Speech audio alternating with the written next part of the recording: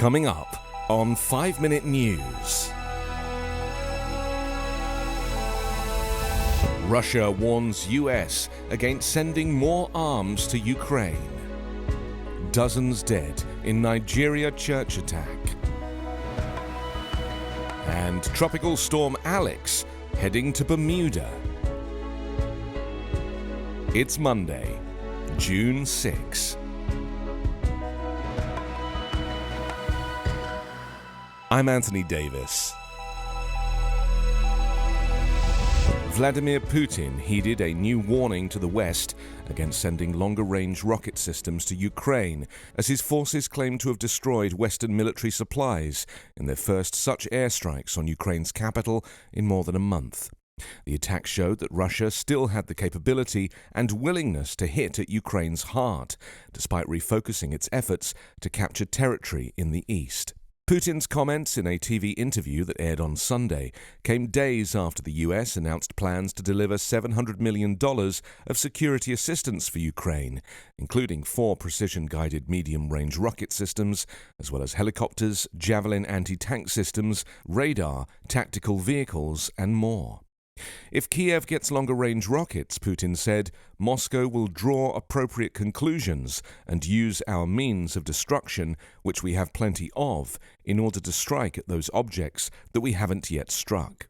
The US has stopped short of offering Ukraine longer-range weapons that could fire deep into Russia.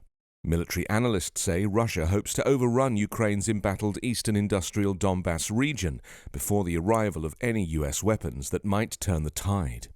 The Pentagon said last week it will take at least 3 weeks to get the US weapons onto the battlefield. Russia-backed separatists have fought the Ukraine government since 2014 in the Donbass.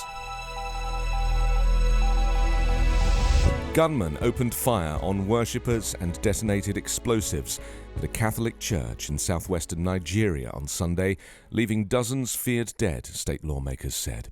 The attackers targeted St. Francis Catholic Church in Ondo State, just as the worshippers gathered on Pentecost Sunday. Among the dead were many children, and the presiding priest was abducted. Our hearts are heavy, the Ondo governor, Rotimi Akeredolu, tweeted on Sunday. Our peace and tranquility have been attacked by the enemies of the people. Authorities did not immediately release an official death toll, but said at least 50 people had been killed, though others put the figure far higher.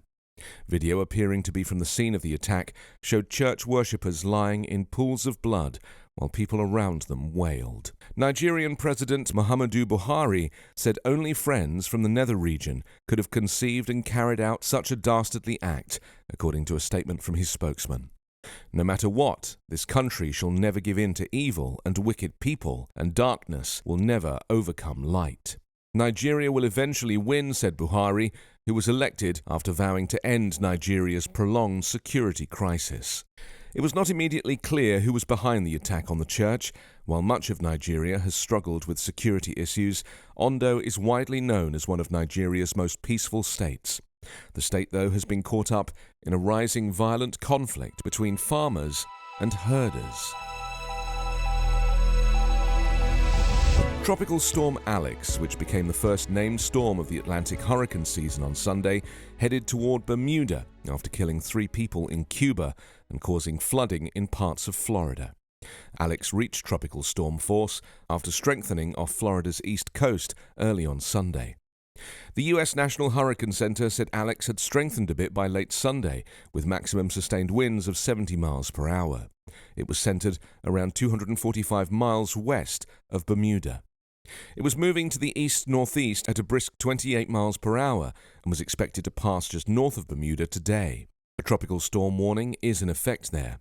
Forecasters said it could drop 1 to 2 inches of rain across Bermuda. National Security Minister Michael Weeks said emergency services were monitoring the storm. In Cuba, Alex killed 3 people, damaged dozens of homes in Havana, and cut off electricity in some areas. Parts of South Florida experienced road flooding from heavy rain and wind on Saturday. Officials in Miami were towing stranded vehicles from flooded roadways. Miami Beach Mayor Dan Gelber said the storm tested the system of drainage pumps the city recently installed, as climate change has increasingly made flooding an issue in the low-lying area.